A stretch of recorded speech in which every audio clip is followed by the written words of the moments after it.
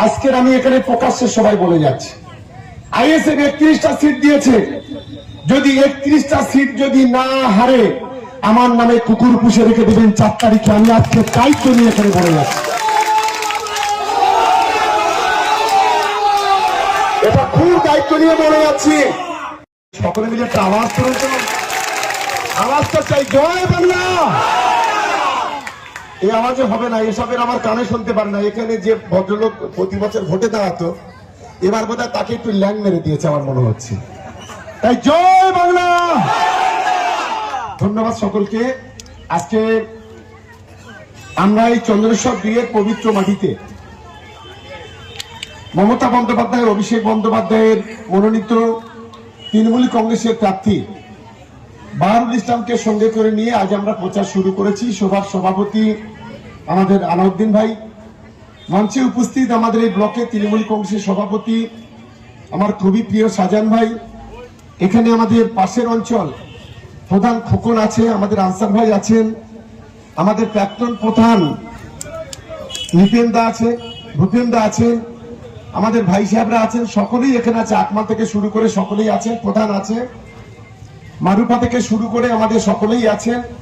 আর বিশেষ করে আমার দিদিরা, বোনেরা, মায়েরা, ভাইরা যারা আছেন, এবং মাধবপুর বাজার, এই বাজারে আমিও যখন প্রথম নির্বাচনে ভোটে দাঁড়িয়েছিলাম 2016 সালে, আমার মনে আছে, এই পবিত্র মাটিতে, এই জায়গায় সেদিন আমরা এখান থেকে সভা করে শুরু করেছিলাম। তাই আমি প্রথমেই এই মাধবপুর বাসীকে আমি প্রথমেই ধন্যবাদ, অভিনন্দন এবং ভালোবাসা, নমস্কার, প্রণাম, সালাম, শ্রদ্ধা জানাচ্ছি। এখন গরম হচ্ছে, আমি 2-3টে কথা বলবো। আজকের বাংলায় মানুষের মুখে যদি হাসি ফোটায় তার নাম মমতা বন্দ্যোপাধ্যায়। জন্ম থেকে মৃত্যু পর্যন্ত যদি মানুষের পাশে থাকে তার নাম মমতা বন্দ্যোপাধ্যায়।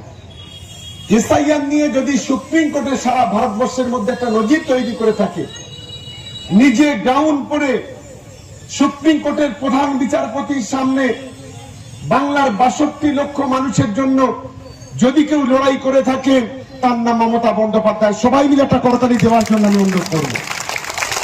আবার অন্যদিকে আমার নেতা অভিষেক বন্দ্যোপাধ্যায়, যিনি বুক চিতিয়ে লড়াই করে গোটা সুপ্রিম কোর্টের যারা লয়ার থেকে শুরু করে হাইকোর্ট পর্যন্ত প্রতিটি মুহূর্তে বাংলার তৃণমূল কংগ্রেসের পাশে যদি কেউ থাকে, একেবারে মাথা উঁচু করে সিদ্ধারা করে অমিত শাহ, নরেন্দ্র মোদীর চোখে যদি চোখ রেখে লড়াই করে থাকে, তার নাম অভিষেক বন্দ্যোপাধ্যায়। আরেকটা করতালি আমি দেওয়ার জন্য অনুরোধ করব।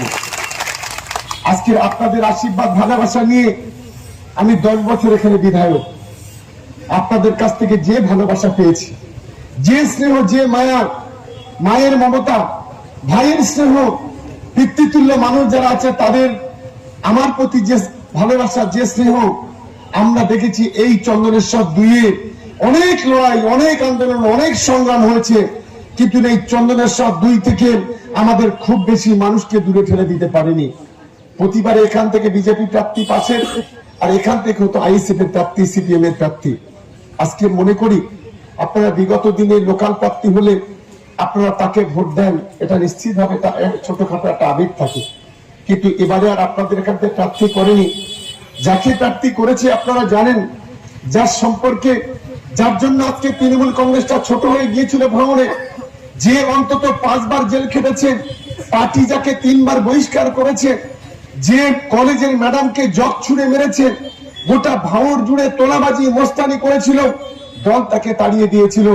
আজকে সেই দলের উচ্ছিষ্ট গুলোকে, আজকের যে নওশাদ সিদ্দিকী নীতির কথা বলে, যে নওশাদ সিদ্দিকী আদর্শের কথা বলে, যে নওশাদ সিদ্দিকী বড় বড় ভাষণ দেয়, যে নওশাদ সিদ্দিকী বলেছিল সবচেয়ে বাংলার সমাজ বিরোধী খুনির নাম এই আরাবুল ইসলাম, কি এমন হলো রাতারাতি তাকে ওয়াশিং মেশিনে ঢুকিয়ে নিয়ে তাকে একবার ধুয়ে মুছে পরিষ্কার করে নিয়ে নিজের দলে টানতে হলো। আমাদের ছেলেরা যারা হোয়াটসঅ্যাপ, ফেসবুক দেখে, সাংবাদিকরা গত 2-3 মাস আগে প্রশ্ন করেছিল, বলেছিল যে আরাবুলকে কি আপনারা দলে নেবেন? নওশাদ বলেছে না না না, ওসব নোংরা জিনিস আমরা দলে নিই না। আজ আমি নওশাদকে প্রশ্ন করতে চাই, কিসের ভিত্তিতে, কত কোটি টাকার বিনিময়ে আজকে তাকে দলে নিলেন? আপনার কি নীতি আদর্শ বলে কিছু আছে? আসলে এরা হচ্ছে যে ধর্ম ব্যবসায়ী, এরা পয়সার জন্য সবকিছু করতে পারে। এরা হিন্দু, সবচেয়ে এদের প্রধান লক্ষ্য হলো, একদিকে যেমন বিজেপি বলছে হিন্দুরা এক হও, আর একদিকে আব্বাস নওশাদের মতো লোকেরা বলছে মুসলমানরা এক হও।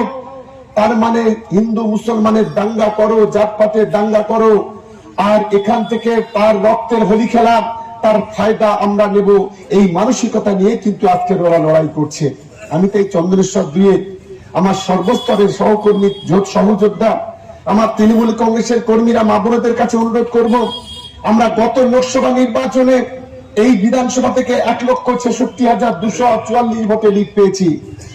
আগামী দিনে এক ভোট হলেও আমাদের এই বিধানসভা থেকে বাড়াতে হবে, অর্থাৎ 1,66,245 হোক আর 1,70,000 হোক, 80,000 হোক, সেই শপথ আমাদের নিতে হবে। আমি নিশ্চিত ভাবে মনে করি যে আমার ক্যানিং পূর্বের মানুষ, আমরা একটা পরিবার, আমাদের ছেলেরা ওরা জানে না, ক্যানিং পূর্বে হচ্ছে তৃণমূল কংগ্রেসের কর্মীরা বাঘের বাচ্চা, ও বাঘের টেরায় পা দিয়েছে, ওকে মনে রাখতে হবে। ও নৌসাদ এখানে বাঁচাতে পারবে না, ভোটে জেতাতে পারবে না, ওর মনে রাখা উচিত। ও নৌসাদ এখানে যত টুপি মাথায় দিয়ে মিথ্যে কথা বলুক, ক্যানিং পূর্বের মানুষ জানে ও একটা ধর্মের কালোবাজারি ধর্মের দালাল। গত 2021 সালে নির্বাচনে বড় বড় কথা বলেছিল, আপনারা 5 বছর তাকে দেখতে পাইনি।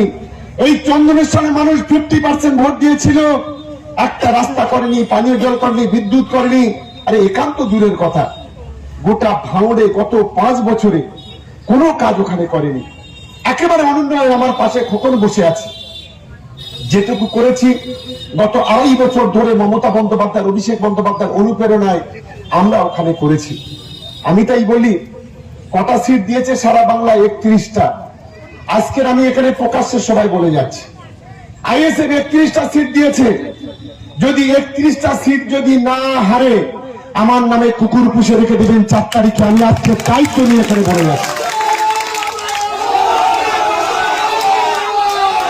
এটা খুব দায়িত্ব নিয়ে বলে যাচ্ছি। আপনাদের আশীর্বাদ, আপনাদের ভালোবাসা, আপনাদের দোয়া, আপনাদের স্নেহ, আপনাদের মায়া মমতা যদি আমার থাকে, আমার উপরে থাকে, ভাঙড় বিধানসভা তৃণমূল কংগ্রেস জিতবে, আটকাতে পারবে না, আটকাতে পারবে না। আর ক্যানিং পূর্ব বাহারুলকে আমাদের টার্গেট হচ্ছে একটাই, লোকসভা যে ভোট, সেই ভোটে আমাদের জেতাতে হবে। গোটা ক্যানিং টুতে আমি আজকের এখানে বলে যাচ্ছি, আমি প্রত্যেকটা নির্বাচনের আগে বলি, ক্যানিং টুতে 7টা অঞ্চল আছে। 7টা অঞ্চল থেকে যদি 90 থেকে 1 লক্ষ ভোটে লিড না দিতে পারি, আর আপনাদের কাছে কোনোদিন ভাঙড়াকে ভোট চাইতে আমি আসবো না। এটা শুধু ক্যানিং দিয়ে বললাম। ভাঙড়ের 6টা অঞ্চল, গতকালকে সাকসারে মিছিল হয়েছে, আপনারা জানেন। একটা অঞ্চল থেকে 10 থেকে 12,000 মানুষের জমায়েত, মানুষের স্বতঃস্ফূর্ততা। চন্দনেশ্বরে কেন আমাদের একজন মহিলাকে ধাক্কা মারা হলো? কেন সাজান ভাইয়ের গাড়িতে লাঠি মারা হলো? কি কারণে? মুস্তানি এটা কি ভাঙড় পেয়েছেন?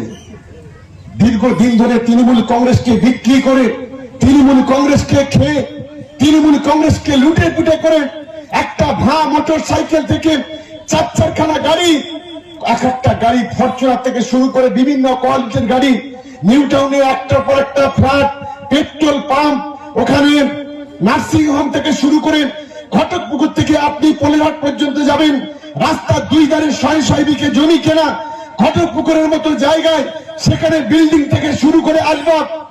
কোথায় পেয়েছেন এত টাকা? এই টাকা কি সাদা টাকা না কালো টাকা? লজ্জা করে না? আজকে বড় বড় কথা বলেন। আমি তাই আপনাদের কাছে অনুরোধ করব যে আপনাদের দায়িত্ব নিতে হবে। ক্যানিং পূর্ব, এই মাটিতে আমরা জন্মেছি, এটা আমরা এই মাটির সন্তান, এই জেলার সন্তান, আমরা এই জেলার ভূমিপুত্র। তাই যদি গোটা দক্ষিণ 24 পরগনায় আমরা গতবারে 31টার মধ্যে 30টা সিট জিতেছিলাম, এবারে আমার নেতা অভিষেক বন্দ্যোপাধ্যায় ডাক দিয়েছেন 31 আমাদের করতে হবে। এটাই হচ্ছে আমাদের শপথ, এটাই হচ্ছে আমাদের লক্ষ্য, এটাই হচ্ছে আমাদের মানসিকতা নিয়ে এগোতে হবে। কেন পারবো না? 2024 যখন নির্বাচন আমরা করেছি, তখন আমার মা বোনেদের লক্ষ্মীর ভান্ডার 1000 টাকা থেকে 1500 টাকা হয়নি। তখন আমাদের মা বোনেদের 1200 টাকা লক্ষ্মীর ভান্ডার 1700 টাকা হয়নি। যখন আমরা 2024 লোকসভা নির্বাচন করেছি, তখন বাংলার 1 কোটি যুবক যুবতী যাদের 21 থেকে 40 বছর বয়স, তার যুব সাথীর 1500 টাকা করে পাইনি। যখন আমরা 24 সালে নির্বাচন করেছি, যখন যারা কৃষক, ভূমিহীন কৃষক, তারা কৃষক বন্ধু 4000 টাকা পাইনি। যখন আমরা নির্বাচন করেছি, যখন 2024 সালে আমরা যখন নির্বাচন করেছি, তখন এই দক্ষিণ 24 পরগনা কেন গোটা বাংলায়, তখন আমাদের এই যে আজকে ভাঙড় ক্যানিং পূর্ব বিধানসভাতে প্রায় 56,000 ঘর, এই 56,000 ঘরের টাকা 1,20,000 টাকা, কেউ 60,000 টাকা তখন কেউ পায়নি। তাই সময় বদলেছে, ওদের 1,66,000 নয়, টার্গেট এখন 1,66,000 থেকে 2 লক্ষ ভোটের মধ্যে ওদের জিতিয়ে ইতিহাস তৈরি করতে হবে ক্যানিং পূর্বে।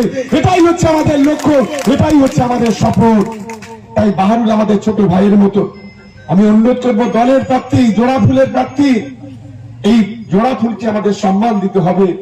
আর আমাদের নেতা দিদি মমতা বন্দ্যোপাধ্যায় এবং আমাদের অভিষেক বন্দ্যোপাধ্যায় আজকে যেভাবে লড়াই করছে বাংলার মানুষের জন্য, সেই বিষয়গুলো মানুষের কাছে নিয়ে যেতে হবে। এবং আমি মনে করি দিদি ইতিমধ্যে বলেছেন, আপনারা জানেন আমাদের যে ম্যানিফেস্টো তৈরি হয়েছে, সেই ম্যানিফেস্টো আগামী দিনে ঘরে ঘরে চিকিৎসার ব্যবস্থা আমাদের সরকার করবে, ইতিমধ্যে ঘোষণা করেছে। তাই আমি সকলকে অনুরোধ করি, বক্তব্য দীর্ঘায়িত করবো না, আজ থেকে ফিরে গিয়ে প্রত্যেকটা বুথ সভাপতি, প্রত্যেকটা পঞ্চায়েতের মেম্বার, যুব তৃণমূল কংগ্রেসের যারা নেতৃত্ব আছেন, সভাপতি, সেক্রেটারি, মহিলা তৃণমূল কংগ্রেসের যারা আছেন, আমার অনুরোধ আজ সন্ধ্যা থেকে প্রত্যেকটা বুথে বুথে ক্যাম্পেইন চলবে। মানুষের কাছে আমাদের পৌঁছাতে হবে চন্দনেশ্বর 2 লোকসভা নির্বাচনে যে রেজাল্ট করেছেন, সেই রেজাল্টটা বিধানসভাতে করতে হবে। এটাই হচ্ছে আমাদের, সেই দায়িত্ব আপনাদের নিতে হবে। আমার আত্মবিশ্বাস, আমাদের মধ্যে কোনো অনৈক্য নেই, আমরা সবাই ইউনাইটেড। এবং আশা করি একদিকে ভাঙড় আর একদিকে ক্যানিং, আমরা একে অপরের পরিপূরক। আমরা নিশ্চিতভাবে সবাই মিলে কাঁধে কাঁধ মিলিয়ে হাতে হাত ধরে আমরা লড়াই করব এবং আমরা শেষ হাসিটা আমাদের প্রার্থীকে হাসাবো, তৃণমূল কংগ্রেসকে জয়ী করব, এই আশা